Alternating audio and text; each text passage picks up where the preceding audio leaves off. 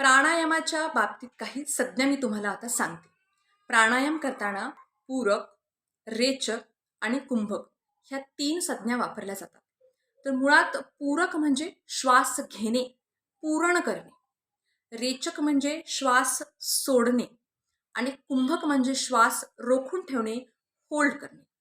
कुंभक याचे परत 2 प्रकार असतात, अंतर्कुंभक आणि बहिर्कुंभक. तर अंतर्कुंभक म्हणजे काय? जर मी श्वास घेतला आणि जर तो आतच जर रोखून ठेवला काही सेकंदापर्यंत, तर त्याला असं म्हणतात अंतर्कुंभक. आणि बाह्यकुंभक, श्वास घ्यायचा, तो श्वास सोडायचा आणि सोडल्यानंतर तो श्वास परत घ्यायचा नाही, श्वास तो रोखून ठेवायचा, याला म्हणतात बहिर्कुंभक. तर पूरक, रेचक आणि कुंभक ह्या 3 संज्ञा आहेत.